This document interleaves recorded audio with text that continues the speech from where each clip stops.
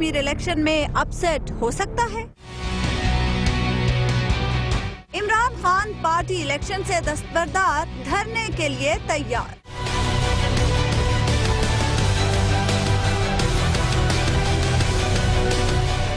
तुर्की में बगावत के पेट से क्या एक नया बहरान जन्म लेगा?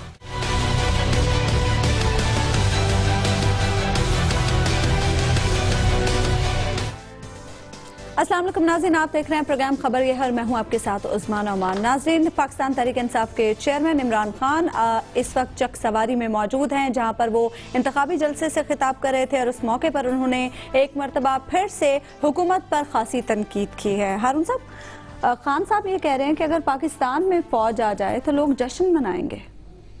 नहीं, इसमें कोई शक नहीं, लेकिन असल रियलिटी तो ये है कि फौज नहीं आ रही है। माशाल्लाह लग नहीं रहा। ये डिबेट जो है ना, ये कोई मुनासिब नहीं है। यानी तुर्की में फौज आ गई, यानी मुआजना मौजू नहीं है कि फौज आ गई उसको लोगों ने रोक दिया। भाई लोगों ने रोक दिया, जो हुकूमत डिलीवर कर रही होती है, जिस चीज को कुरान करीम कहते हैं, जिस चीज से फायदा पहुंचता है ना, जो मनफैत बख्श है, वो बाकी रहती है। अब वो ये तो बहुत बुनियादी चीजों के बारे में कहता है, मगर उसकी इम्प्लीकेशन एक ये भी है छोटी सी। मतलब क्या किया उसने 12 साल की हुकूमत में, 2002 से 2012 तक क्या किया तैयब रुदवान ने? 1075 किलोमीटर रेलवे लाइन बिछा दी मसलन, और तेज रफ्तार ट्रेनें चला दी। 4995 किलोमीटर रेलवे लाइन की मरम्मत कर दी। मतलब 96 यूनिवर्सिटियां थी मेरे ख्याल में, कितनी 168 हो गई, दुगनी के करीब हो गई। कोई 64% इकोनॉमी बढ़ गई। लीरा जो था वो 222 लीरा का $1 होता था, अब 2.94 का 1 लीरा। अब कोई तनासब है, आप अंदाजा लगाए। बहुत सी चीजों में इस तरह डेवलपमेंट हुई है। और $23.5 बिलियन के लोन्स थे, अब नहीं है, यानी यूरोपीय यूनियन से कम है, और 1.17% के बराबर है। खान साहब जो तकरीर अभी कर रहे थे, उन्होंने लोगों ने इसलिए हुकूमत की तब्दीली को रोका कि जमहूरियत उन्हें फायदा पहुंचा रही है। उनकी माशी जिंदगी, तालीमी अदारे में बिल्कुल पाकिस्तान वाली हालत थी। यानी हुकूमत लोगों को तालीम नहीं दे सकती थी तो बेपनाह प्राइवेट अदारे खुल रहे थे। ये फतेह मोहम्मद गोलन वगैरह उसी वक्त उसी खला को उन्होंने पुर किया ना। जैसे पाकिस्तान में तो इस वक्त तो बादशाह खान की 98% हो चुके हैं। भाई तालीम देखिए कितना था, बजट कितना हो गया जी उसका था, मैं भी याद करके आपको बताता हूँ कितना बजट उसका बढ़ गया कि कोई तनासिब ही नहीं रहा। यानी 7.5% तो पहले था, फिर बहुत ज्यादा बढ़ा दिया। यहाँ तो उसका कोई मुआवजा नहीं है। अब उसके मुकाबले में नवाज शरीफ साहब ने क्या किया है? 438 किलोमीटर लंबी मोटरवे बनाई है, जो आसानी से 270 किलोमीटर हो सकती थी, लाहौर से लेके रावलपिंडी तक।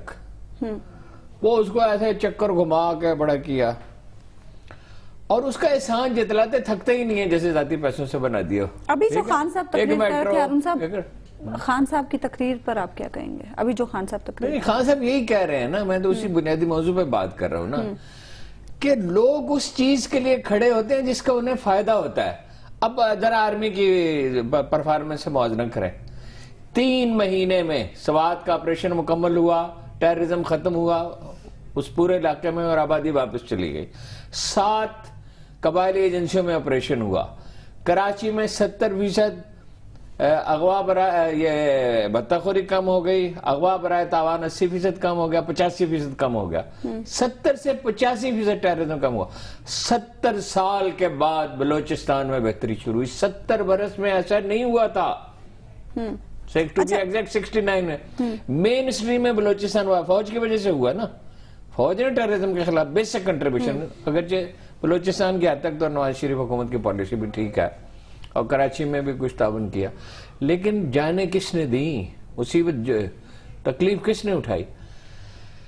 अगर सिविल हुकूमत की सबर देखकर वहां तुर्की में पुलिस वालों ने फौज वालों को गिरफ्तार किया है। और आपको पता है कि तुर्की पुलिस की तामीर जो है बुनियादी तौर पर किसने की है? एक पाकिस्तानी पुलिस अफसर ने उन्हें लगाया इस काम पे कि पीएचडी करें। अब 500 पीएचडी एक भी नहीं था जब पाकिस्तान अफसर मांग गया था, आज भी उनका एडवाइजर है। ادارے جو جب تعمیر ہو چکتے ہیں نا، کام کرتے ہیں، یہ تو میئر ہی تھے نا ایک طیب رضوان، شہر کے میئر تھے نا، انہوں نے ڈیلیور کیا، اب وہ میئر تھے، اور یہاں میئر کہاں ہے؟ پاکستان میں بلدیاتی ادارے کہاں ہیں؟ حبیب صاحب آپ تو جب سے نواز شریف صاحب تشریف لائے ہیں قائد اعظم ثانی اور اپنے ان کے بھائی چھوٹے شیر شاہ سوری، جب سے تشریف لائے ہیں بلدیاتی ادارے ہی نہیں ہیں ملک میں۔ حبیب صاحب آپ تو چک سواری سے ابھی ہو کر بھی آئے ہوں گے کیونکہ آپ آزاد کشمیر کے دورے پر تھے، اب وہاں کیا صورتحال ہے پاکستان تحریک انصاف کی، اور ابھی خان صاحب جو وہاں پر کھڑے ہو کر باتیں کر رہے تھے؟ دیکھیے بنیادی طور پہ تو چودھری عبد المجید جو وزیر اعظم رہے ہیں آزاد کشمیر کے پاکستان پیپلز پارٹی کی طرف سے، ان کا حلقہ ہے، اور وہاں پر پاکستان تحریک انصاف کا کینڈیڈیٹ بھی خاصا مضبوط ہے۔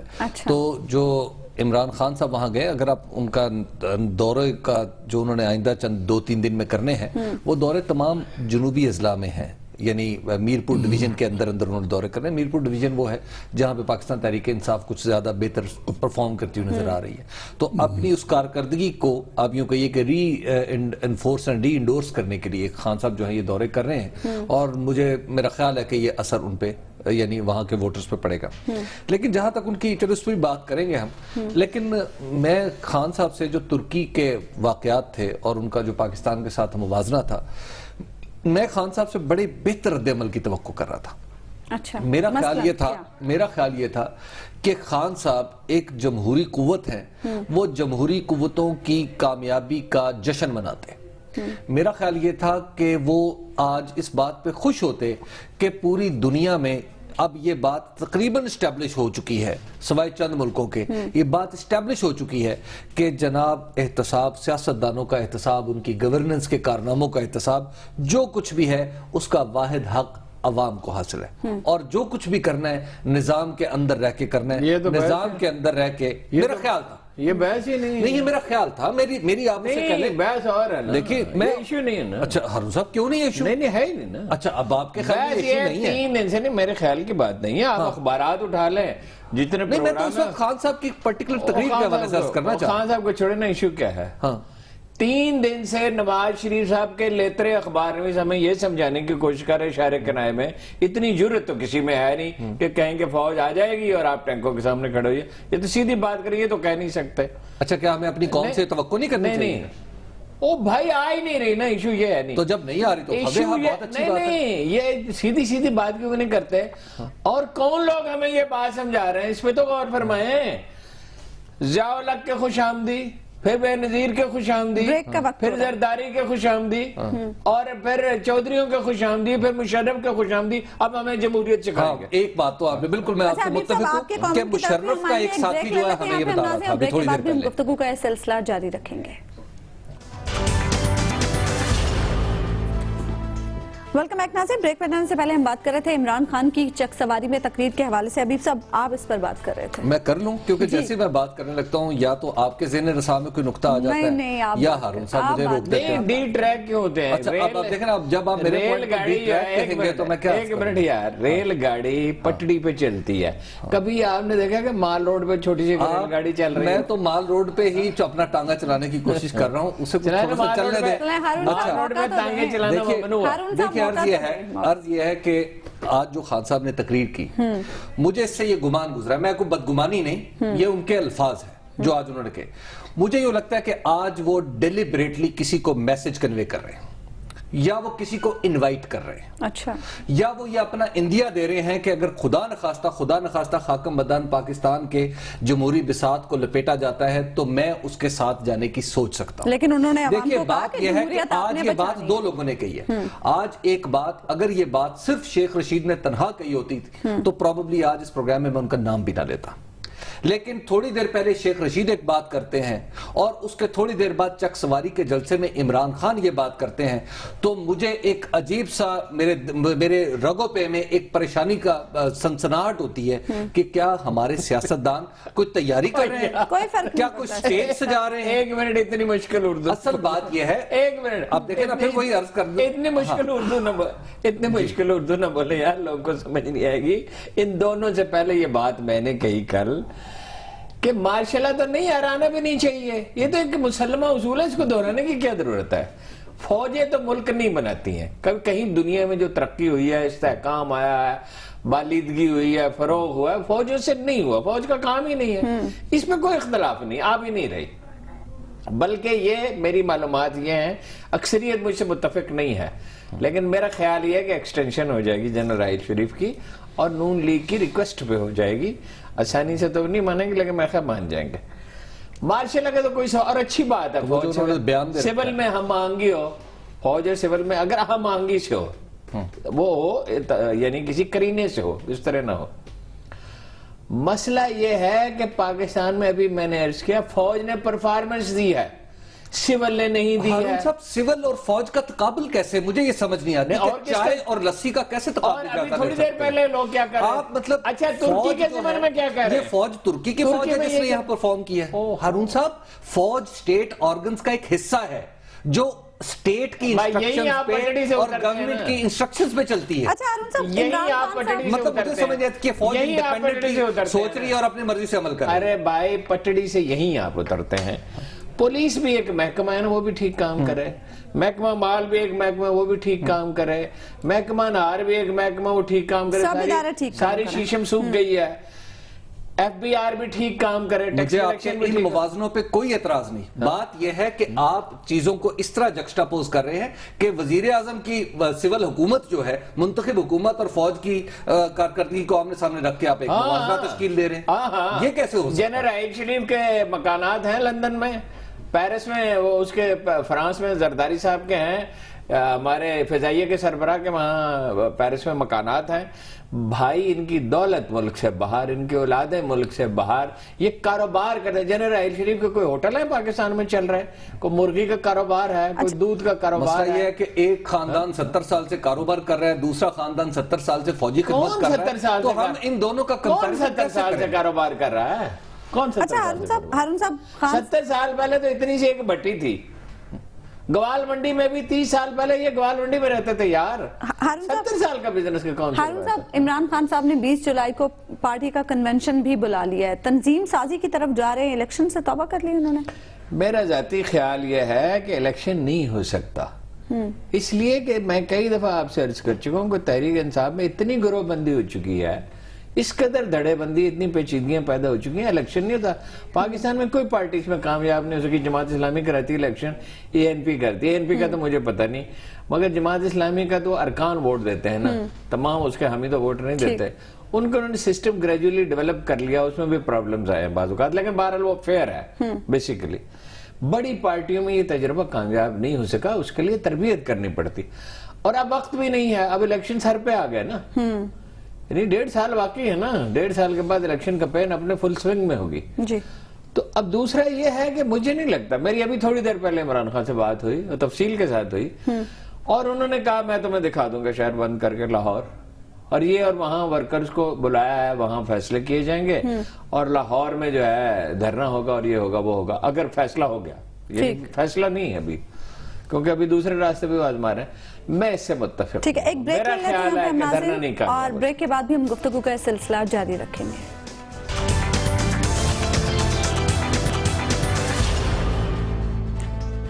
ویلکم بیک ناظرین، بریک پہ جانے سے پہلے ہم بات کر رہے تھے پاکستان تحریک انصاف کی تنظیم سازی کے معاملے کے حوالے سے۔ حبیب صاحب آپ کا کامنٹ اس پر باقی ہے؟ دیکھیے میں تو ہمیشہ سے بہت پہلے سے جب پاکستان تحریک انصاف کے سربراہ اس بات پہ بہت زور دیا کرتے تھے، اور بہت سے ہمارے سینئر جو صحافی ہیں وہ بھی اس بات پہ زور دیا کرتے تھے کہ واہ جی واہ کیا کمال ہو گیا کہ اب پاکستان میں ایک نئی ڈیموکریٹک پارٹی بن رہی ہے، تو میں نے تو اس وقت بھی عرض کیا تھا کہ یہ پاکستان میں ایک غلطی کا ارتکاب کیا جا رہا ہے، اور خاص طور پر تحریک انصاف جو اس وقت پاکستان کی ایک سیاسی اثاثہ ہے، اس کو تباہ و برباد کرنے کے لیے یہ پہلی اینٹ رکھی جا رہی ہے۔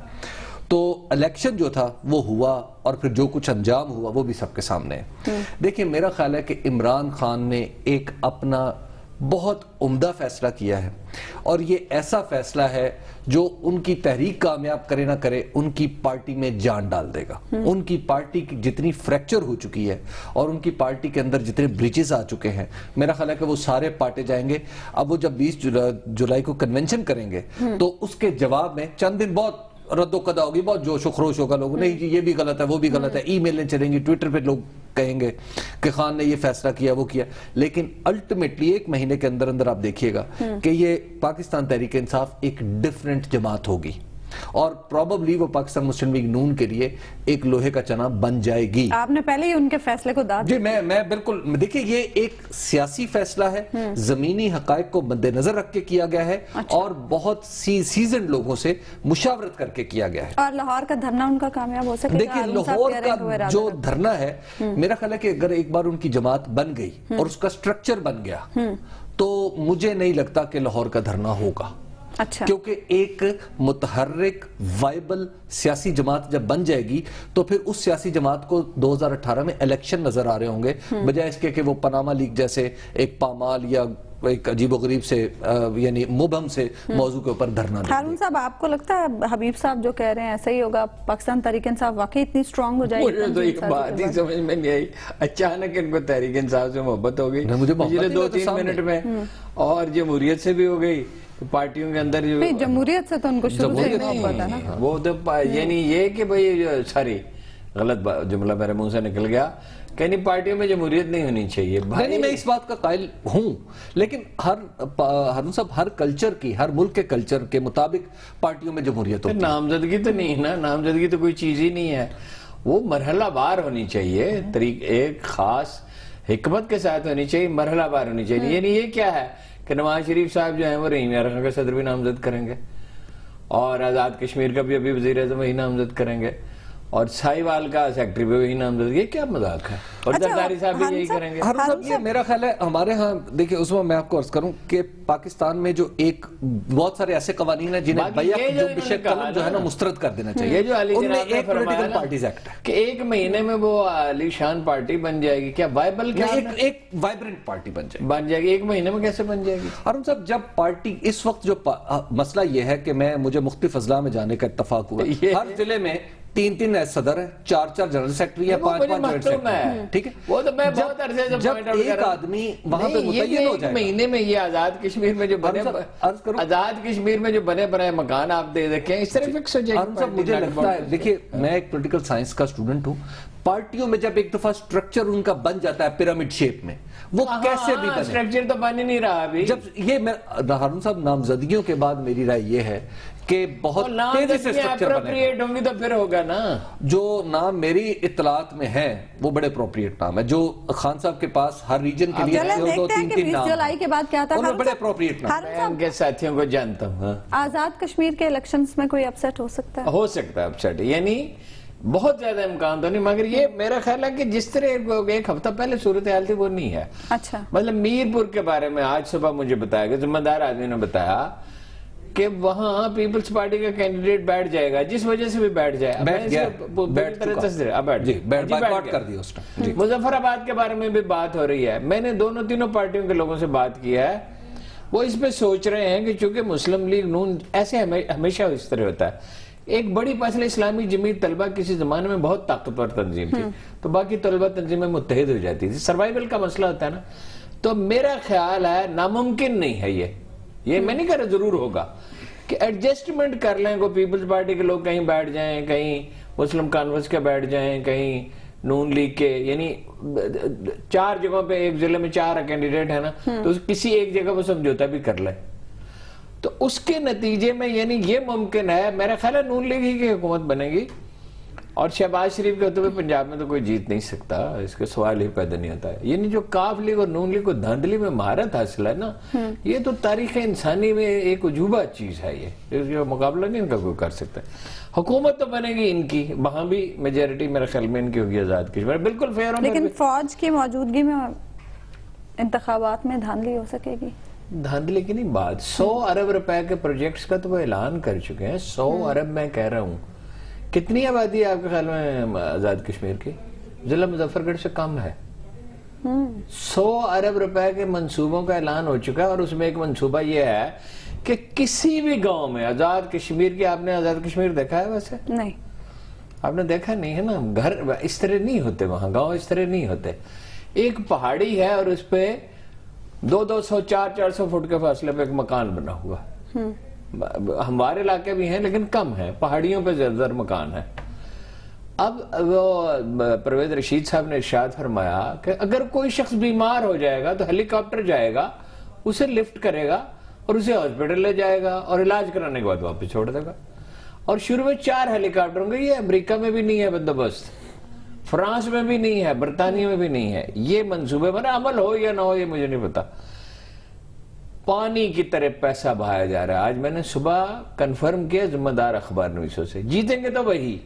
ویسے بھی مرکز کی طرف جاتے ہیں لوگ ہمیشہ, آزاد کشمیر کے مرکز کی طرف. لیکن یہ ہو سکتا ہے کہ اپوزیشن توقع سے کچھ زیادہ سیٹیں لے لے.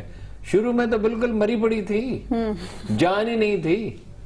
حبیب صاحب آپ نے کیا صورتحال وہاں پر دیکھی؟ دیکھیں جی, جو مظفر آباد کو آپ 3 حصوں میں تقسیم کریں, ایک ہے, اور 3 اسی طرح اس کی انتظامی تقسیم بھی ہے, ایک ہے مظفر آباد ڈویژن, ایک ہے پونچھ ڈویژن جس کا صدر مقام ہے راولہ کوٹ, اور ایک ہے میرپور ڈویژن جس کا صدر مقام ہے میرپور شہر.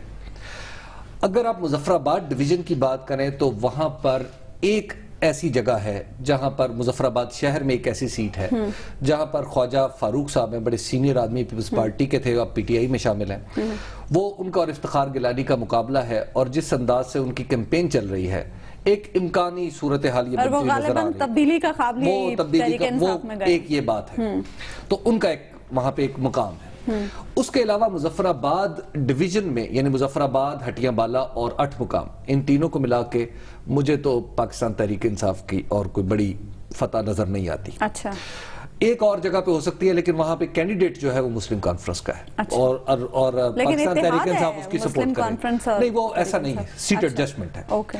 اچھا, اگر آپ راولہ کوٹ میں چلے جائیں یعنی پونچھ ڈویژن میں, تو پونچھ میں بھی آپ کو ایسی صورت نظر نہیں آتی کہ جہاں پہ کوئی بڑی چیز آپ کو نظر آئے. لیکن پاکستان پیپلز پارٹی کی کچھ جگہیں ایسی ہیں کہ پاکستان پیپلز پارٹی کی کوئی سیٹ, مثال کے طور پہ باغ میں سیٹ جیت سکتی ہیں. اسی طرح اور کچھ حلقے ہیں جہاں پہ 1-2 حلقے ہیں وہاں پر جہاں سے پیپلز پارٹی جیت سکتی ہے. ٹھیک. پاکستان تحریک انصاف کو اگر کہیں کچھ سپورٹ حاصل ہے تو وہ میرپور میں ہے. میں کچھ ایک اور جماعتی سیاست کے بارے میں بھی عرض کرنا چاہتا ہوں. ٹھیک ہے, ایک بریک لے لیتے ہیں یہاں پہ ہم ناظرین, اور بریک کے بعد بھی ہم گفتگو کا سلسلہ جاری رکھیں گے.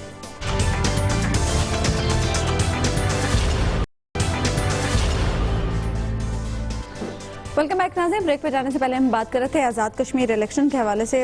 حبیب صاحب, آپ وہاں کی سیاست کے بارے میں جی میں عرض کر رہا تھا, تو ایک تو یہ ہے وہاں کی جو الیکشن کی صورتحال جہاں انتخاب ہو رہا ہے. دوسری وہاں پر کچھ چیزیں, بھائی آپ یہ بات کیوں نہیں کہتے ساری کہ جاٹ ہے وہاں پہ میرپور پہ اور جاٹوں کی سیاست ہے. اور اس میں ایک اور چیز بھی ہوئی ہے, اس میں کچھ عجیب و غریب واقعات, برادریوں کی سیاست ہے نا. بالکل ہے.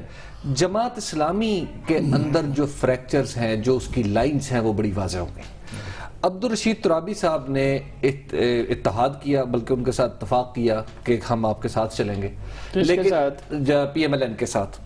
لیکن ان کے جو اعجاز افضل خان جو سابق امیر جماعت تھے, وہ اپنے طور پر راولہ کوٹ والے وہ وہاں پہ الیکشن میں کھڑے ہو گئے. دوسری بات, بھمبر میں ضلعی جماعت نے, عبدالرشید ترابی صاحب نے کہا کہ آپ یہاں پر الیکشن میں نہیں کھڑے ہوں گے, پی ایم ایل این کو سپورٹ کریں گے. جماعت اسلامی کے کارکنوں نے اپنا امیدوار کھڑا کیا اور اس کو پنکھا نشان دلوایا, کیونکہ جماعت نے ترازو کا نشان دینے سے منع کر دیا تھا. تو جماعت اسلامی کے اوپر بھی جو پریشر آیا ہے اس الیکشن کا, اس کے نتیجے میں اس کے رکھنے بھی کچھ سامنے آ رہے ہیں. جناب والا, میں کہنا نہیں چاہتا تھا, جماعت اسلامی نہایت تیزی کے ساتھ خاکسار تحریک بنتی جا رہی ہے, غلط پالیسیوں کے نتیجے میں. ویژن چاہیے ہوتا ہے, حالانکہ اتنے اس کے مخلص ورکر ہیں, اتنی زبردست تنظیم ہے, اتنے نیٹ ورک ہے, اتنی بڑی تاریخ ہے, اتنا بڑا لٹریچر ہے. اچھا, دوسرا جو پاکستان تحریک انصاف جن شمالی ڈویژنز کی میں عرض کر رہا تھا, اس میں اس کے اوپر سب سے بڑا دباؤ کیا ہے کہ مسلم کانفرنس کے ساتھ جو انہوں نے اتحاد کیا ہے, اس کے نتیجے میں خود پاکستان تحریک انصاف مسلم کانفرنس کے بوجھ تلے دبتی جا رہی ہے. اور اس کے کارکن کہیں تو پی ٹی آئی اے بنا رہے ہیں, کہیں کوئی پی ٹی آئی بی بنا رہا ہے, اور اس طرح کی چیزیں ہو رہی ہیں. تو وہ بھی ان کے لیے بھی یہ مشکلات کا سامنا ہے. اور وہاں پر جو اس وقت تک سب سے کامیاب اتحاد نظر آ رہا ہے, وہ یہ نظر آ رہا ہے جو پاکستان مسلم لیگ نون نے اور جموں کشمیر پیپلز پارٹی نے کیا, یعنی خالد ابراہیم کی پارٹی نے. یہ اتحاد دونوں جماعتوں کے لیے قابل قبول بھی ہے اور آگے بڑھتا ہوا بھی نظر آ رہا ہے. ہاں, اس میں سرکاری خزانے کی کنجی بھی ہے نا, جتنا چاہے پیسے. اچھا حبیب صاحب, وقت بہت کم رہ گیا ہے. ترکی کے معاملے پر ہارون صاحب آپ کا اوپینین لینا چاہتے ہیں کہ اب امریکہ کی جانب سے سختی سے تردید کی جا رہی ہے کہ امریکہ اس میں ملوث نہیں ہے. دیکھیے, یہ اس وقت نہیں کہا جا سکتا, یہ وقت کے ساتھ انکشاف ہوگا. 2 مہینے 3 مہینے کے بعد یہ ساری باتیں ظاہر ہو جائیں گی. لیکن یہ بات ضرور ہے کہ امریکہ اس میں ملوث نہیں ہے. دیکھیے, یہ اس وقت نہیں کہا جا سکتا, یہ وقت کے ساتھ انکشاف ہوگا. 2 مہینے 3 مہینے کے بعد یہ ساری باتیں ظاہر ہو جائیں گی. ڈک چینی کے بارے میں یہ انکشاف ہوا تھا بعد میں کہ بے نظیر کو اس نے قتل کرایا تھا. وہ ایک پورا اسیسینیشن سیل ہے, یہ آپ کے علم میں ہے, تو وہ اس کی ڈیٹیلز تو خیر پھر کسی وقت عرض کریں گے. اس وقت نہیں کہا جا سکتا کہ یہ معاملہ دراصل کیا تھا. ترکی کا سوشل میڈیا یہ کہہ رہا ہے یہ طیب اردگان کا رچایا ہوا ڈرامہ ہے, لیکن ڈرامہ تو یہ ہو ہی نہیں سکتا. ڈرامے میں اتنے کردار ملوث نہیں ہوتے, اس طرح بے رحمی سے لوگ مرتے نہیں ہیں, ساری دنیا میں ایسا ہنگامہ نہیں ہوتا. یہ ابھی اس کے حقائق بتدریج سامنے ہے. حبیب صاحب آپ کو کیا لگتا ہے وقت بہت کم رہ گیا, بحران کوئی نیا جنم لے گا اس سے؟ فتح اللہ گولن کے اوپر الزام لگا کر ان کو مجرموں کی طرح طلب کرنا میرا خیال ہے کہ بذات خود ایک بحران پیدا ہو جائے گا ترکی میں. فتح اللہ گولن وہ آدمی نہیں ہے کہ یہ ان کے اوپر الزام لگانا بالکل ایسا ہی ہے کہ جیسے مولانا مودودی کے اوپر 50s میں الزام لگا تھا اور انہیں موت کی سزا ہو گئی تھی. دیکھیے اس الزام کو نہ کوئی مانے گا, نہ اس کی کوئی نہ یعنی ایک نیا دو چیزوں کی توجیہ وہ نہیں کر سکتے. ایک یہ 2750 ججوں کو برطرف کرنے کا کوئی جواز پیش نہیں کیا جا سکتا. دوسرا محمد گولن کا ثابت نہیں کر سکتے, اور جو محاذ پہ محاذ کھول رہے ہیں, I'm sorry to say کہ مجھے ان کا مستقبل مخدوش. پروگرام کا وقت ناظرین ختم ہو, آپ سے ملاقات ہوگی انشاءاللہ اگلے ہفتے اللہ نے کے بعد.